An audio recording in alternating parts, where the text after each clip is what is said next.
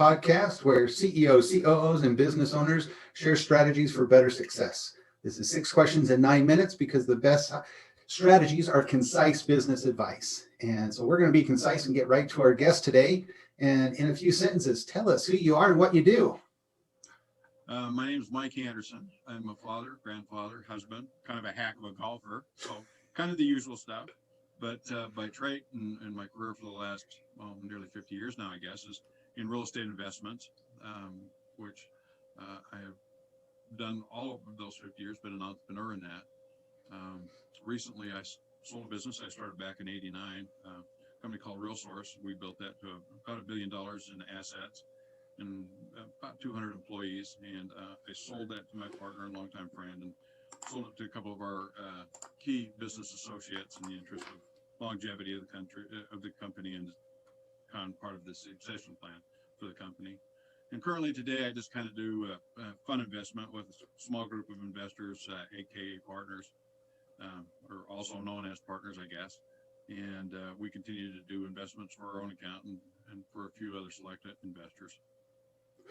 Well, you have a vast amount of experience, number of years, and hopefully you are, enjoying a little bit more freedom and a little more time off now. So, but we do appreciate you being here, and we look forward to some of your insights after all those years. So, well, thank you for inviting me, Keith. This is fun. Well, good. So to start off with, what's the best thing about being a business leader? I think it's a chance that you get to be an entrepreneur. To me, that's where it's at. You get to get up every morning and get a chance to reinvent yourself. Behind me here, I've got a plaque on the wall that's a poem about entrepreneurship. And, one of the things that kind of paraphrasing it says, if you're going to be a success at being at what you do, it will be based on what the people freely put, how they value the goods and services that you provide and freely put on those services. And I think that's a fun challenge, to figure out a way to meet that every day. So to me, yeah, it's entrepreneurship. That's the epitome of entrepreneurship. So that's awesome. So question number 3, I hear from other business leaders that their people strategy is often more challenging than the actual business strategy of running their business. Your thoughts? You invited me to do this a few times, Keith, and I get on your blogs and I look at the answers that you've got and I think, wow, there's nothing I can contribute. You've gotten such great answers. But this one, now that I'm kind of retired, I wanted to hear myself answer it, because to me, that's a little bit of a misdirection. If you're in business, people are your business, even if you're selling dog food, unless the dogs have their own credit cards, you're selling to people. And in my business, we were real estate investors, but we had several hundred investors that, were people, and we were a service business because we were servicing them as their investment needs.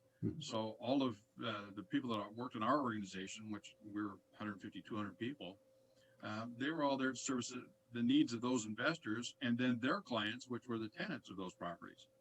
So everywhere I looked, we were in the people business. And, the best way I can describe the relationship and the importance of that is I was thinking this morning about this when I realized I was going to do this with you today is an anecdotal story of one of our client relationship managers and the value of people. And he was having a discussion with one of our investors, and the crux of it was, and I just happened to overhear it one day when I was at the office at RealSource, and they were questioning the high cost of management for the properties, and our guy Mike Waters was saying that the guy had asked the question, our investor had asked the question. He says, "Why is the management cost so high?" And our guy answered, "Hey," he says, "because it's worth it." And it was immediate, and it was sort of like, wow, I hope the guy didn't think that was a flippant answer. And then Mike explained, and he look at all the performance characteristics of the investment you've made, and it's outperforming in every category. And he says that's how you know that you've made a good investment in the managers of that property, and that's a tremendous value.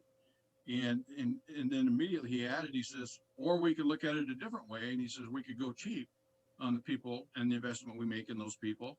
And then he says I can demonstrate to you a new brand new level of high cost of property management by doing it on the cheap and not investing in great people. And I just thought that was an absolutely brilliant answer, and it really underscores you know, that if you're in business, you are in people business, and the best investment you can make is in those people. You know, so I guess that would be the best answer that I could give you to that.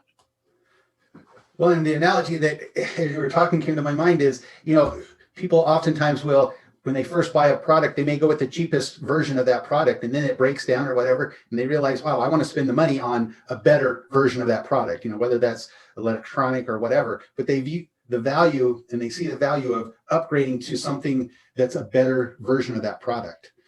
And Yeah, and so people are kind of the same way. it is, and if you're monetizing their skills, you want the very best you can. My philosophy was always hire somebody smarter than me. You know, hire somebody that does what they do for your organization better than anybody else can do it. So you got competitive advantage to everybody else in the marketplace, and then make sure that they're self-actuated. You know, and part of that is that they had to share your vision. You know, part of their self-actualization, they had to see the vision of the organization, and that's what got them up in the morning. But then, as the CEO, make sure that they had everything that they need to do their job well, and to the best of your ability, then get out of their way. You know, let them do their thing, and that's an investment that pays better than any kind of investment I could ever make in widgets or anything else. Is just in the caliber of people that we brought in that organization, and my success was because of that.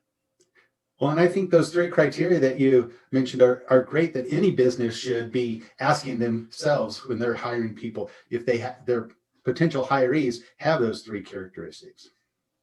Yeah, I think so. I recently read a book about it was about Elon Musk and his management style, and how he was kind of sort of a bombastic, sort of tyrannical, and he had those three characteristics. He hired the very best. He hired the best engineers, the very brightest people. He's very self-actuated, and the problem was that he had unrealistic standards when he around the areas of self-actualization. He thought everybody in the world should be working 80-hour work weeks, and had very little tolerance for anybody that didn't want to work 80-hour work weeks. So I think you look for people that are self-actuated that you don't have to motivate, but I think that you also need to realize that they also need to have a life, and you need to be invested in that too. Very well said. So next question. What other successful business owners or CEOs like yourself would you like to maybe acknowledge, do a shout out to, or you think might be good on the podcast? So two names, I think, in view of our discussion today, I would suggest Mark Hanks.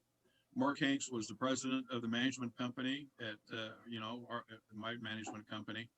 The guy gets it. He was one that was one that had the people skills. He's the one that hired and brought on our great management staff.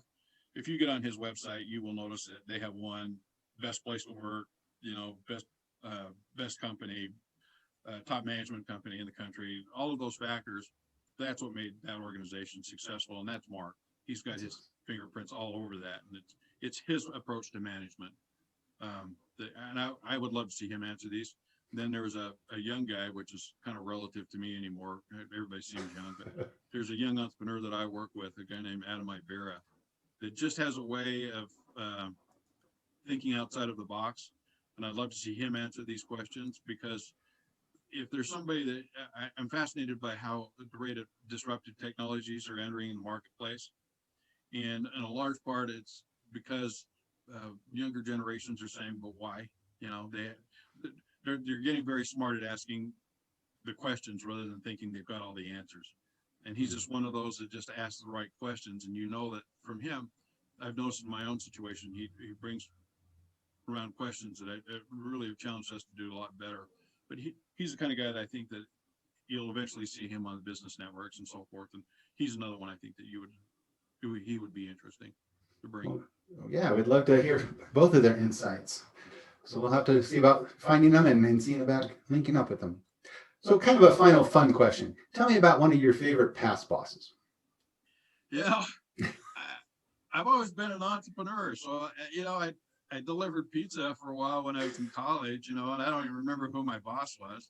But I'll tell you one of the things that I did do is I brought on a client advisory board, when I was at RealSource, when I was the CEO there. and talking about, the fact that your client really is your boss. And I'd pick out 5 or 6 guys that were figuring my biggest antagonists were probably the most upset with what I was doing or what I wasn't doing or what the organization wasn't doing. And I'd fly them to Salt Lake where our corporate offices were, and I'd put them up at the Grand America, which is pretty nice digs. If you've that's a 5-star hotel, and did it on my dime. And I'd spend a day or two with them, a couple times a year, and let them tell me everything that I was doing wrong, and then inviting them to tell me how to do it right. And I tell you, that was probably the most productive thing I ever did in my career is acknowledging that relationship, and then inviting those my client advisory board, which I dearly miss that. But I probably learned more about how to be a great businessman and how to do things right from those guys than I ever learned, from business school or any other place. And so yeah, that's I would have to say that's been my favorite boss. Well, and that's an awesome story. I love that story. And I think, if any business did that, that would be so helpful to almost any business to do that. That's great advice right there. So. Well, I think if you're a business today, you've got to. Everybody's got a huge microphone these days, a big megaphone, and that's the internet. And they can get on Yelp, and they can get on all sorts of places, and they're going to talk about you, and they're going to have a big audience. So you need to engage your client. You need to hear their voice anyway. Right. I just like being able to do it in a more private and intimate setting of sitting in a boardroom with them and having them have that opportunity to help me do better. Well, and get them to focus on solutions, because, if you can glean the answers from them, that's awesome. Oh, and they had great solutions. They really did. It changed the dynamic from them being upset with me to let's figure out how to make this work. Right. And they did have great solutions for us and led us in great ways. Michael, it's been great having you on. I wish we had more time, but before we go, can you tell people how they might be able to connect with you? Yeah, we've got a website. It's aka.partners. I know that's kind of one of those weird new extensions. It's not like a .com, it's .partners, but my information's on there, and you can reach me through that website. Well, again, I appreciate you being on. It's been great talking with you. And this is Keith Weaver with the Top Executive Strategy Podcast. And for more insights, you can follow us at Weaver Business Coaching, find us on LinkedIn, and of course, listen to us on your favorite podcast platform. And we wish you all the best success.